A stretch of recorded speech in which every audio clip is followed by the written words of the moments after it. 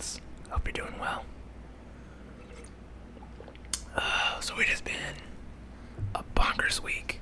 If you saw my last video, I talked a little bit about the stock market and just anxiety and like being a little anxious, and then like the stock market stuff pushed anxiety in other places. But it has been a very good week. I don't like to talk about money because I'm trying not to talk about it, but it's something that dominates my mind a lot, so it comes up, and hopefully this doesn't stress you out. But trigger warning, if talking about money stresses you out right now, I totally understand it. But I do want to celebrate some wins I've had this week with you lovely folks.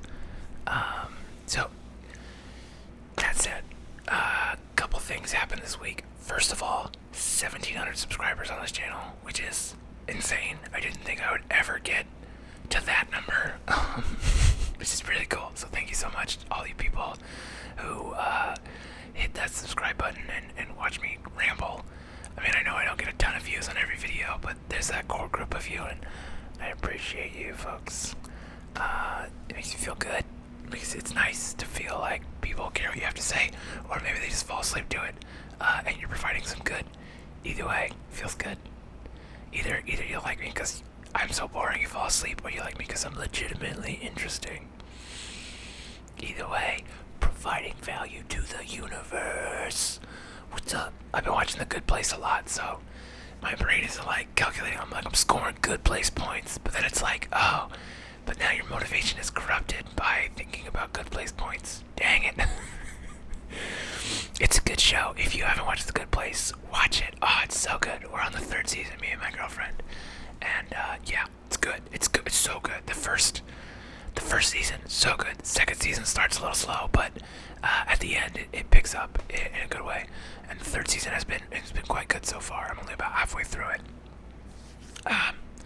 So there's that. 1,700 subs. That's awesome. And then A Good Place. Awesome. I started reading a new book. It's Kurt Vonnegut's Breakfast of Champions, and it is amazing. So that's going great. Read it.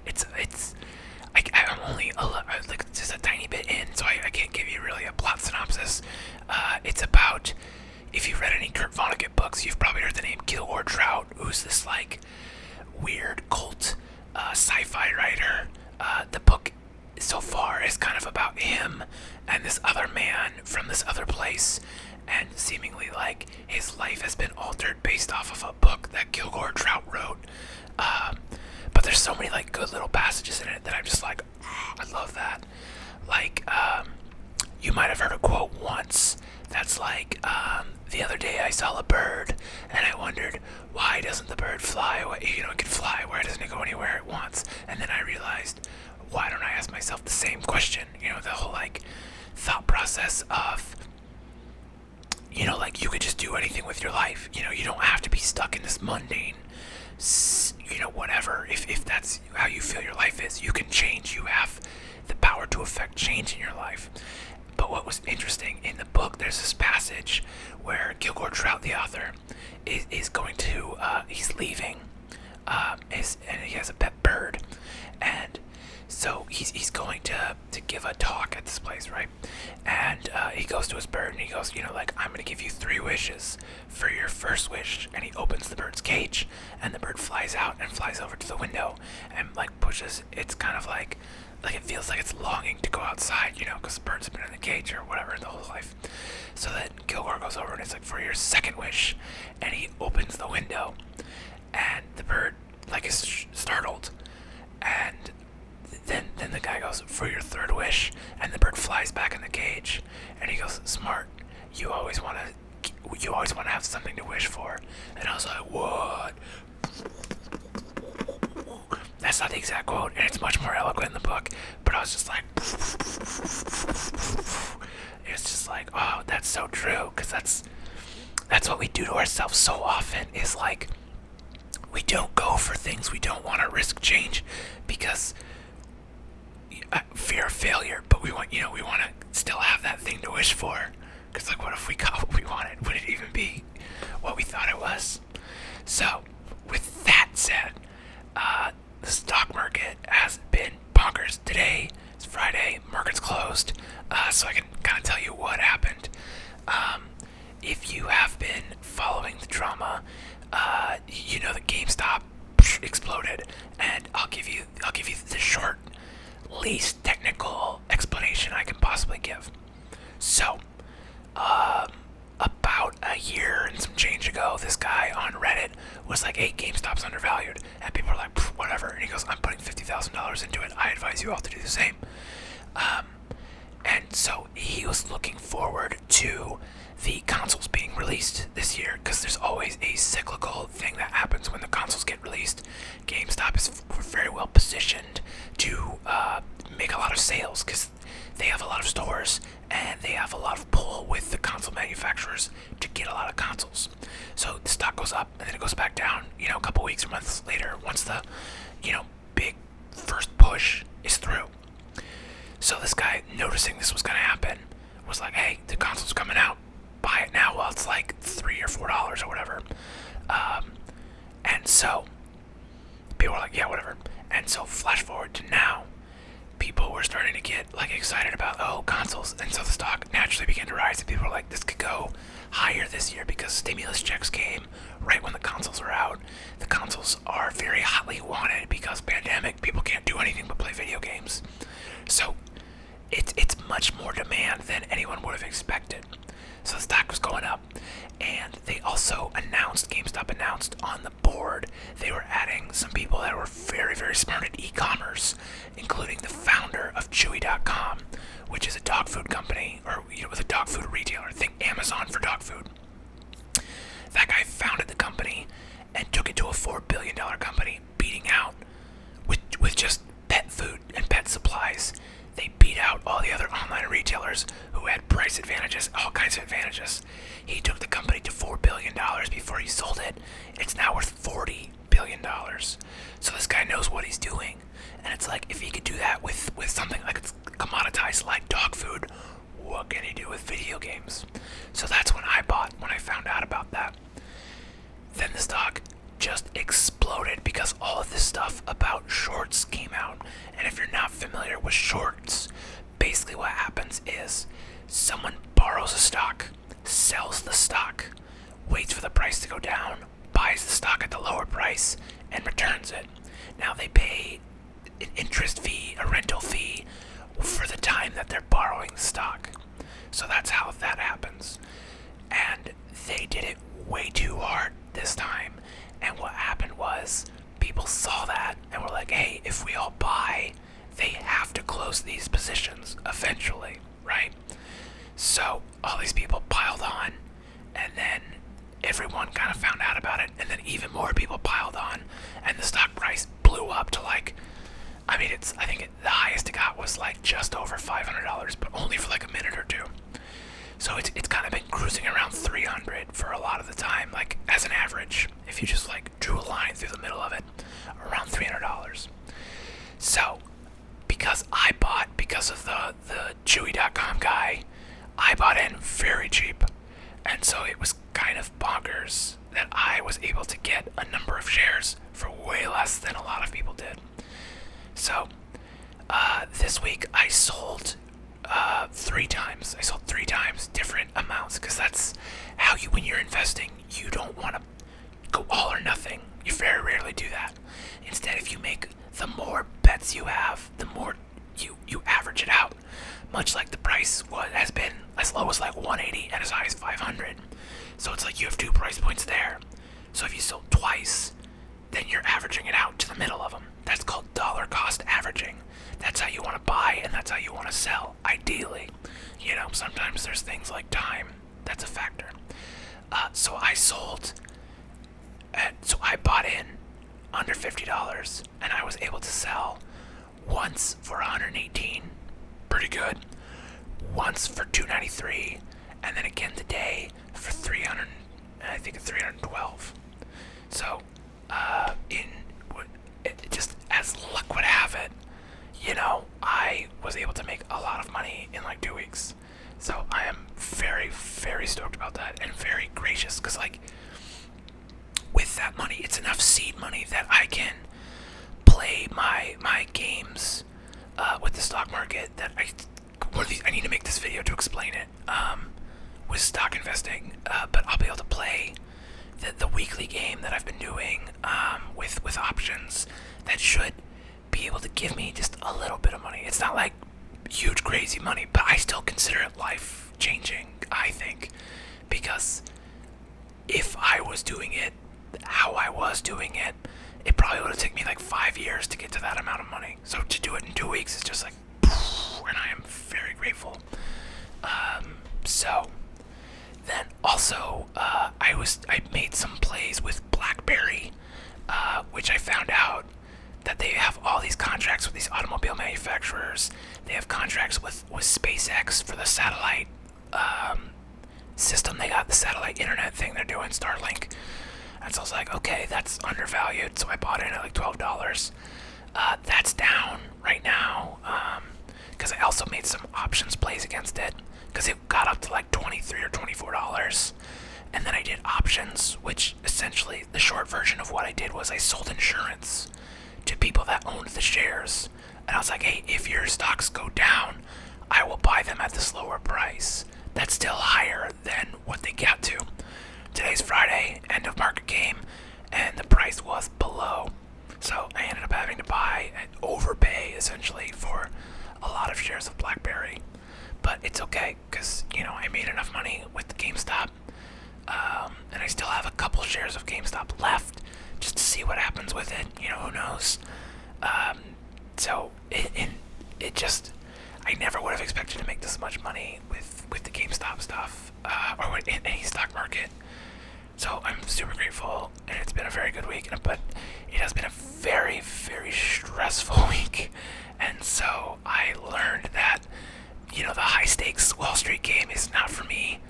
So once my BlackBerry ride is done, once the GameStop ride is done, I'm done with it. I'm getting out of this high stress stuff, and I'm just gonna go back to doing the boring Theta Gang stuff. If you want to look into that, basically, what I'm doing is like I'm making tiny bets that the stock, will stay where it's at each week for $15 or $20. And it's like if I'm wrong, I just end up overpaying for stocks that are like, if you look at their like 5-year chart, it's like this, like it's almost a flat line, because like that's where I'm at, And I'm like, that's good. I like that, Making $30 a week is like that's enough for me. I don't need to be in this big money sitting there nonstop. So yeah. Anyway, that's just the bonkers week that's been happening. But on top of that, I've been booking a lot of jobs. So the start of this year is off to just a bang financially, which is great because I still have debt from last year from COVID, not being out of work, having a surgery. I'm still paying surgery. Now I can pay that surgery off with my wins, which just saves me like I'm on a payment plan. So I still haven't figured out what I'm gonna do with the money. I know I'm gonna owe a lot of taxes on it, so I'm kind of waiting. I'm just kind of gonna hold it in the market and do very, very, very, very safe plays with it until I move and until I figure out how much money I owe tax-wise, both for last year, because I'm still because I didn't pay all my tax estimates because I wanted to hold on to money right when money was super scarce. I made my last 2, so I think I still am on the hook for probably $3 or $4 grand to the government for last year. I'm obviously gonna owe a lot this year because of these big wins in the stock market. So once I kind of have that figured out, I can square that money away, feel good about it, move, get all those expenses taken care of. Then I'll start looking at, okay, how can I play this against my debt to get the best thing? Because I'm on a payment plan for my surgery where I'm paying $200 a month, and I've got like $1,400 left on that, so 6-7 months basically.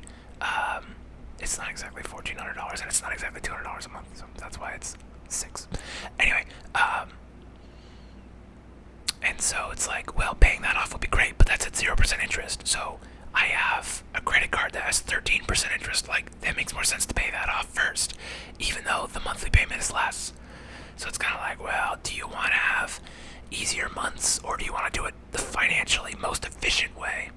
And because I've been booking a lot of jobs, it feels like my cash flow should be pretty safe, at least for the next, 3 months, hopefully.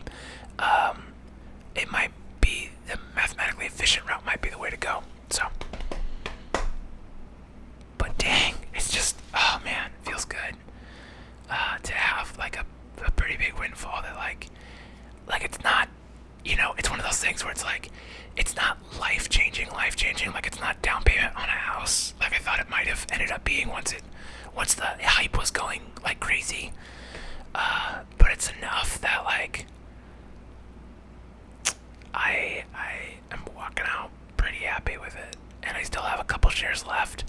So if it goes bing bang boom up to the moon, then I'll be even more ecstatic. But and I was writing it, and I was so anxious about it. And then my friend, who has 2 shares of GameStop, sold it today, and was like, he's like, I got enough for a new stereo for my car. I'm happy. And I was like, see, that's grounding. I gotta think. I can't be like, oh, big money, big money, big money. Like, take the winnings. Think in bets. It's there. Get it and get out. And it's just not. It's the anxiety is not for me. I'm much happier making YouTube videos for a couple dollars a month and doing work, doing photography, doing commercial jobs. That's kind of where my much less stress rides. But it's been a very anxiety roller coaster week, but it has ended good. So yeah, I'm pumped. I'm feeling good. But so now that we're here, I know some of you maybe aren't interested in stock market investing, and I will give you my tips. That I'm gonna do a whole video about it. I swear to God, I promise you. But here is, if you are nervous about the stock market and you're scared of it, but you feel kind of like maybe I should learn how this stuff works. Yes, you absolutely should learn how this works.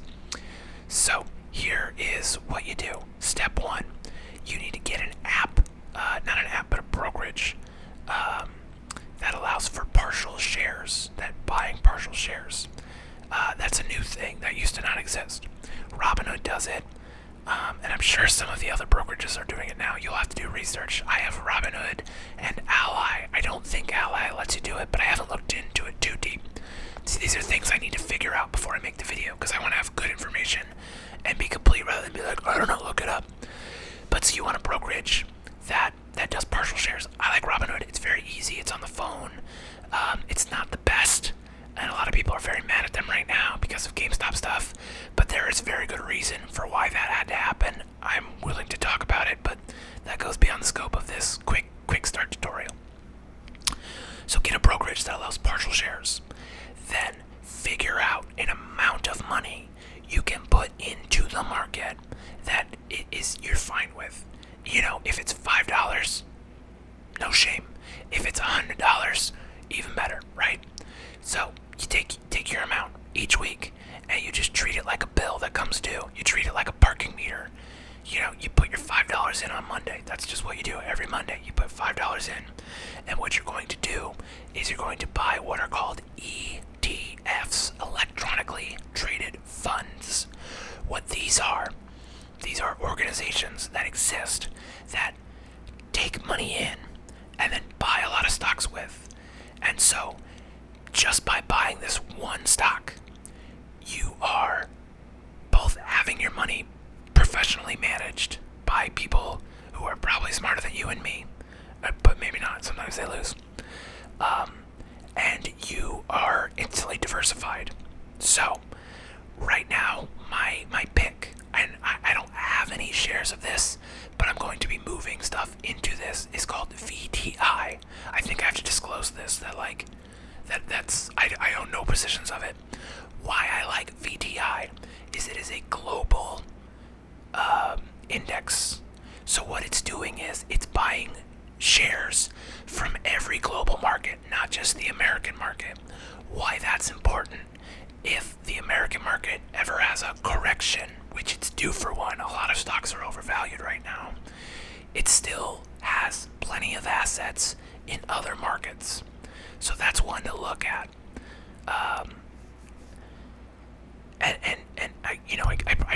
I don't know what the legality of this stuff is of me telling you this, because there's like, I think I have to say, like, legally this is not financial advice, but that's what I would look at.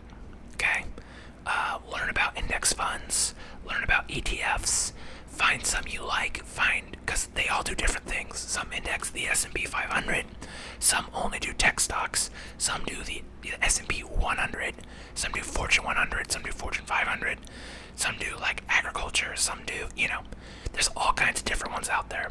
Find some you like, and then every week, put your $5 in, buy a partial share, and just don't think too hard about it, because over time, historically speaking, the stock market does just kind of go up.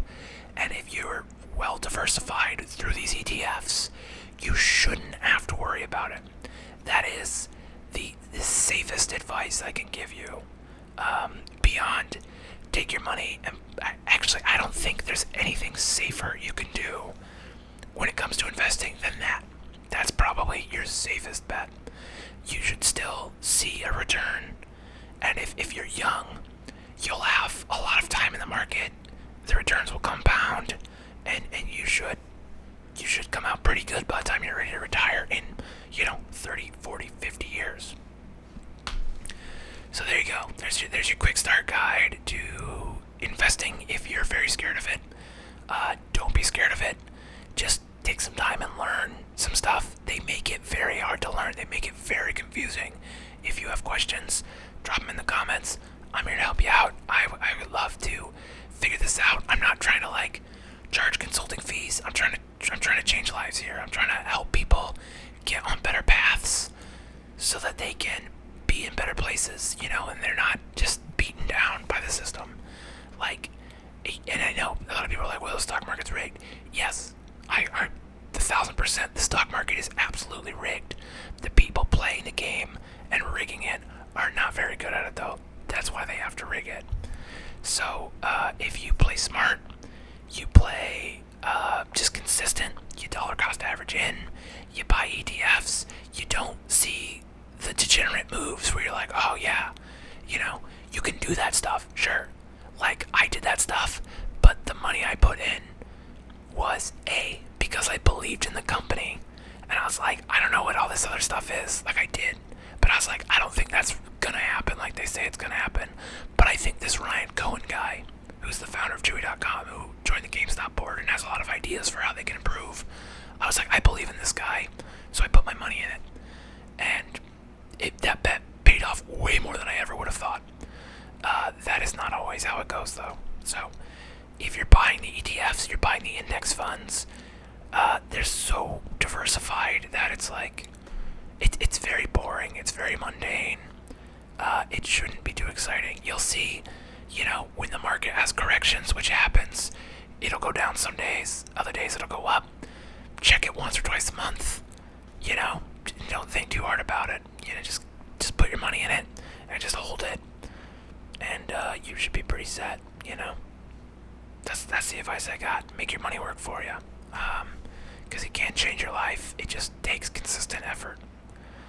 So that's what I got for you today.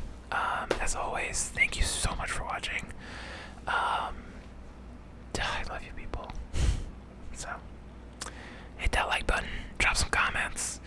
Subscribe if you haven't. I don't know how you haven't if you've watched 25 minutes of me ramble about the stock market. Yeah, I hope you're doing well. And if not, well, I hope that turns around for you, and I hope I can help you do that somehow. So, thank you for watching. I'll see you next time.